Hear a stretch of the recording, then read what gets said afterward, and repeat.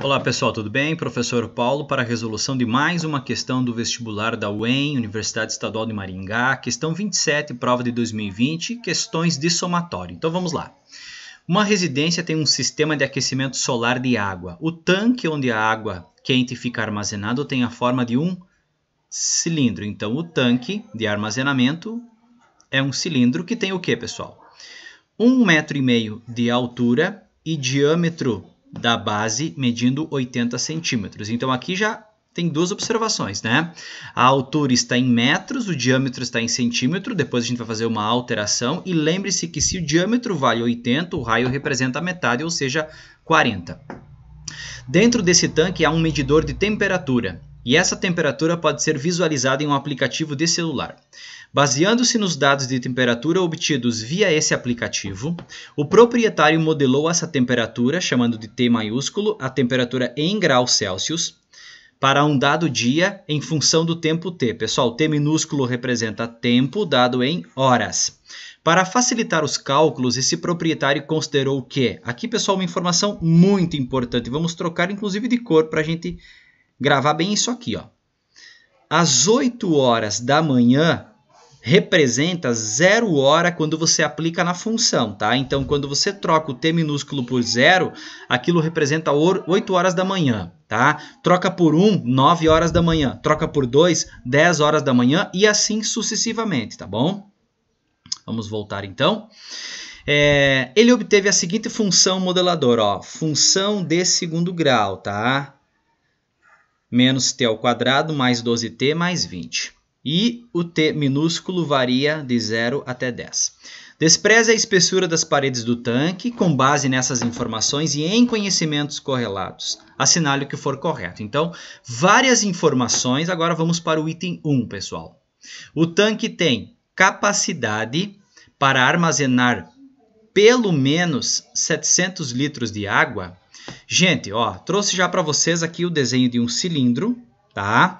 Pessoal, cálculo de capacidade envolve cálculo de volume, tá bom? Então vamos relembrar aqui, ó. Para calcular o volume de um cilindro, nós precisamos do quê? Do produto da área da base pela altura, tá? E quando falamos em cálculo da área da base de um cilindro, lembre-se que lá na base, pessoal, você tem um círculo, ou seja, tu precisa fazer π vezes o raio ao quadrado multiplicado pela altura. Vamos lá. O texto dava a informação da altura. A questão falava que o cilindro, o tanque, tem uma altura de 1,5 metros. Então, vamos lá para a primeira dica, né? Quando eu tenho uma medida dada em metros e eu preciso passá-la para centímetros, você faz o quê? Você multiplica isso por 100. Então, aquele nosso 1,5 metros multiplicado por 100 vai se transformar em 150 centímetros. E a segunda informação que nós tínhamos lá era que o diâmetro era de 80 centímetros. Então, tu sabe que o raio, que vai representar a metade, o raio vale 40 centímetros. Agora vamos para cá, o volume. Vamos manter o π por enquanto, né? O raio, então, nós vamos ter 40 elevado ao quadrado vezes a altura, que vale 150, tá bom? Vamos manter o π. 40 ao quadrado. Pensa assim, ó, 4 ao quadrado vai dar 16, 1 zero elevado ao quadrado, você dobra a quantidade, 2 zeros. Prontinho. Agora, olha o que eu vou fazer aqui, pessoal, para acelerar a minha conta. Eu vou fazer apenas 16 vezes 15, tá? Eu sei que 15 vezes 15 dá 225. Então, uma vez a mais o 15, fica 225 mais 15, vai dar 240, 16 vezes 15. E eu tenho 1, 2, 3 zeros que eu vou repetir aqui, ó, pessoal. Centímetros cúbicos. E aí vem mais uma observação bem importante. Vamos fazer aqui nesse cantinho aqui, ó, tá? Você tem que lembrar que 1 centímetro cúbico, pessoal, é a mesma coisa que 1 ml. Então, esse 240 mil centímetros cúbicos valem 240 mil ml. Lembrando do π, não podemos esquecer o π na conta, né? Pronto, ml. A questão fala em litro. Aí a gente vai lembrar também que 1 litro equivale a 1000 ml. Então, basta nós pegarmos esse resultado aqui, ó, e dividirmos por 1000. Basicamente, você pode fazer o seguinte também, ó. Vamos eliminar 3 zeros aqui, eliminando 3 zeros aqui, pronto. Chegamos no resultado de quanto? De 240 π. E aí, pessoal, olha só. Vamos fazer nesse lado aqui, o que tem mais espaço, ó. Se eu usar o π como um valor aproximado de 3, a questão não falou quanto que é, mas tu sabe que o valor exato para π é 3,14. Mas vamos arredondar um pouquinho para 3.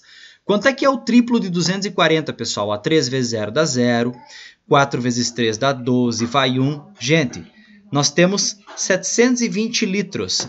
Isso é maior que 700. Então, o item está o quê? O item está correto, tá bom? Porque pelo menos é, no mínimo, 700. Só com o π arredondando para 3, eu já tenho um valor acima que isso. Então, o primeiro item, verdadeiro. Seguindo... Ao meio-dia, a temperatura da água do tanque era de 52 graus Celsius. Pessoal, agora a gente vai ter que fazer o seguinte, ó. Temos que voltar lá ao nosso cálculo, ó. Tá aqui a função, ó. Menos t ao quadrado mais 12t mais 20. Então, vamos lá, ó. Variação da temperatura. Função de segundo grau. Menos t ao quadrado mais 12t mais 20. Agora, cuidado, gente. Ao meio-dia. Você não vai trocar o tzinho por 12. Lembram que às 8 horas da manhã, né? A partir desse momento é o momento em que começa a contagem. Então, 8 horas da manhã, o t vale 0. Então, às 9 horas da manhã, o teu t vale 1. Às 10 horas, vale 2. Às 11 horas vale 3, às 12 horas, que seria meio-dia, o teu t vale 4 horas. Então, vamos trocar o t por 4, tá bom? Então, temperatura em 4, você vai ter menos 4 elevado ao quadrado, mais 12 vezes 4 e mais 20, perfeito? Cuidado com esse menos 4 elevado ao quadrado, pessoal. Por quê? Porque o quadrado ele faz parte apenas da variável, tá? Então, você copia o sinal, 4 ao quadrado vai dar 16, 4 vezes 12 vai dar 48, mais 20, correto? Então, vamos lá. Ó, de 48 você tira 16, vai sobrar exatamente 32. 32 mais 20, nós temos como resultado final exatamente 52 graus Celsius, comprovando que o item 2 é um item verdadeiro também, beleza? Continuando então, item 4. O que diz o item 4? Às 8 horas da manhã, a temperatura da água no tanque era de 72 graus Fahrenheit. Bom, pessoal, aqui eu preciso de 2 conhecimentos. Primeiro de tudo, vamos trazer de novo aqui a nossa função, né? Tá? Então, a variação da temperatura é dada pela função menos t ao quadrado mais 12t mais 20. E conforme eu expliquei no exercício anterior, né? O que dizia o exercício anterior? Que exatamente às 8 horas da manhã é quando a contagem se inicia. Então, às 8 horas da manhã, o meu t vale 0. Então, é isso que nós vamos fazer. Vamos calcular trocando o tzinho por 0. Então, nós vamos ter menos 0 elevado ao quadrado mais 12 vezes 0 e mais 20, ok? Bom, sabemos então que o 0 ao quadrado vai dar 0, 12 vezes 0 dá 0, vai sobrar exatamente 20, pessoal, mas não esqueçam que isso está em graus Celsius. Agora, o que é que você vai fazer? Você vai transformar isso em graus Fahrenheit. Aí vamos lembrar de uma dica muito boa para cálculo de física, né? Quando você tem uma temperatura dada em graus Celsius e eu preciso transformá-la para graus Fahrenheit, o que você vai fazer? Você primeiro multiplica o valor por 1,8 e ao final você soma 32, ok? Então vamos pegar o nosso cálculo aqui e vamos fazer. Ó. Nós temos 20, então nós vamos multiplicar isso por 1,8, tá bom? Então, ó, esse zero aqui faz a vírgula desaparecer, você vai ter o dobro de 18, isso dá 36, e aí você soma no final 32. Resultado final, pessoal, ó, 68 graus Fahrenheit. Compara com o que diz a questão, ó. Então, você sabe que o item é falso porque não fechou 72, perfeito? Continuando, olha o item 8. A temperatura máxima da água ocorreu às 14 horas. Gente, lembrem-se que as palavras máximo e mínimo estão associados a cálculo de vértice de uma função. Tá bom? Vértice, tá? Então, se nós pegarmos essa função aqui, ó, tá? Que ele dá o cálculo da temperatura, ó. Temperatura é dada pela expressão, ó, menos t ao quadrado mais 12t mais 20. Vamos fazer um rabisco aqui, ó, pessoal. Ó. Eu estou vendo que o a é negativo. Então, independente da posição aqui, ó, dos valores aqui que cortam a função, que cortam o eixo x, eu sei que eu vou ter uma parábola com concavidade voltada para baixo, tá? E eu sei que o vértice está lá, ó, tá bom? Aqui na horizontal nós temos a representação do t minúsculo, que representa o tempo em horas, e aqui na vertical eu tenho a representação da temperatura atingida. A questão não quer o valor da temperatura, a questão quer saber o momento em que ocorre isso. Então, se você lembrar lá de conhecimento de matemática, a questão quer que você calcule o xv da função, tá? Então, o cálculo do xv, como é que se dá? É o oposto de b dividido pelo dobro do a, tá bom? Então, vamos lá, ó. Menos, ó, o meu b está aqui, ó, o meu b vale 12, tá? Dividido pelo dobro do a. Então, como eu não tenho nada aqui, ó, o a vale menos 1. 2 vezes menos 1, ó, dá menos 2, tá? O menos anula o menos, 12 dividido por 2 dá 6. Agora, cuidado, pessoal, olha só. Tem gente que vai marcar que o item é falso. Mas lembre-se de uma coisa, pessoal. Às 8 horas da manhã, o teu tempo vale 0. Às 9 horas da manhã, o teu tempo vale 1. Então, nessa lógica, quando é que o teu t vale 6? Se você pegar o horário inicial e somar a ele o 6, ó, 8 mais 6, vai dar exatamente às 14 horas. Então, significa que esse item, uma baita de uma pegadinha, esse item ele é verdadeiro. E eu tenho certeza absoluta que muita gente vai marcar que ele é falso, tá bom? Muito bem. Passando, pessoal, olha o último item da questão, o item 16. Ó, no intervalo de 0 a 10, o gráfico da função não intercepta nenhum dos eixos coordenados. Bom, gente, o que eu vou fazer? Eu vou pegar a função, tá? A temperatura é dada por menos t ao quadrado mais 12t mais 20 e vou calcular as raízes dessa função para verificar. Se eu descobrir que essa função tem raízes e essas raízes estiverem no intervalo de 0 até 10, significa que corta pelo menos o eixo x. Então, eu sei que o item está falso. Então, para isso, eu vou pegar a minha função e vou igualá-la a 0.